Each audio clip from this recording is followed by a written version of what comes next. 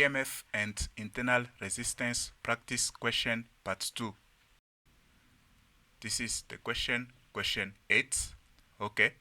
The battery in the circuit diagram below has an EMF of 12 volts and an internal resistance of 0.5 ohms. Resistor R has an unknown resistance. Okay, you are given the following circuit. Now, question 8.1. Okay, 8.1. What is the meaning of the following statement? The EMF of the battery is 12 volts to max. Okay, what is the meaning of this? You have to write the meaning of EMF of the battery. Okay, and make sure you mention 12. Okay, so you can say the potential difference or the voltage of the battery in an open circuit, which is 12 volts. Okay, in an open circuit when no current is flowing in the circuit. Or you can say the battery can do a maximum of 12 joules of work per coulomb of charge. You can also say the battery can supply a maximum of 12 joules of energy per coulomb of charge. We carry on. The reading on the ammeter is 2 amperes when switch S is open. Okay, so when switch S is open, now this branch is useless. Okay, when switch S is open, you don't have this branch. Okay, and you have diameter. Diameter is reading 2 amperes. So you can see you have from the battery through the resistor R, you have diameter is going to read the total current. Okay, diameter is going to read the total current. So now the question 8.2, calculate the 8.2.1, calculate the reading on the voltmeter 3 max. Okay, you can see the voltmeter is connected across the battery. You can see the voltmeter is connected across the battery. So the voltmeter is going to read the supplied voltage to the external circuit. Okay, so 8.2.1, we have an unknown resistance R. Okay, we don't know the resistance, so we cannot calculate the external voltage if we don't know the external resistance.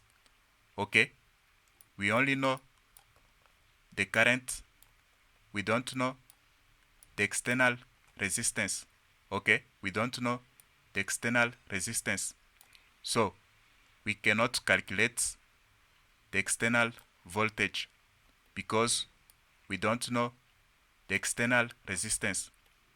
But we can use this formula of EMF. We know EMF is equal to external voltage plus internal voltage. Okay, so we need the external voltage. Okay, we need the external voltage. So the external voltage is equal to, you have EMF minus internal voltage. When you take this to the left, you have external voltage is equal to EMF minus internal voltage.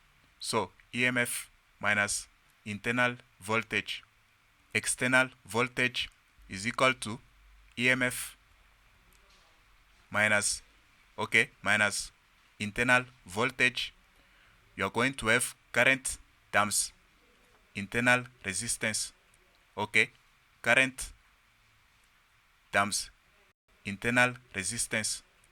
So this is 1, okay? So you have 12 minus 1, you are going to have 11 volts. Let's move on. Now question 8.2.2, okay? Calculate the resistance of resistor R to max. You can use this, okay? External voltage is equal to current times external resistance. You only have one resistor. When switch S is open, you only have one resistor. We can find the value of this resistor, which we don't know. So the external voltage is 11. This is equal to current times the external resistance. So you have R is equal to, you are going to divide by 2 on both sides. So 11 you divide by 2, you are going to have 5.5 ohms. Okay? You can also calculate this question using this method. You have the total voltage is equal to the current times total resistance.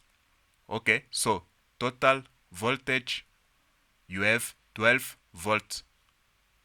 And then total resistance, you have internal resistance plus this. This is equal to 12 equal to current times total resistance. So you are going to divide by 2 on both sides so that you have total resistance. So total resistance is equal to 12 divided by 2, 6 ohms. So this, okay, this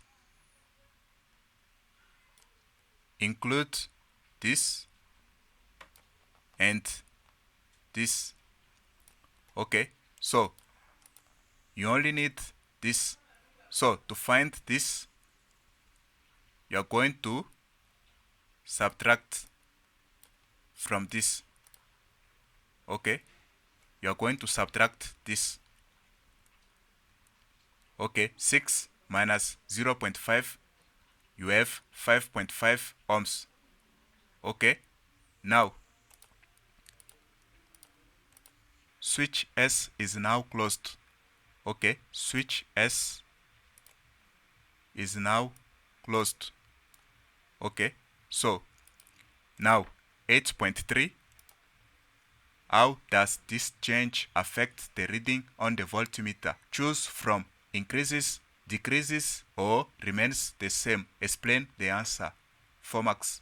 So you have the voltmeter is connected across the battery. Okay, so remember,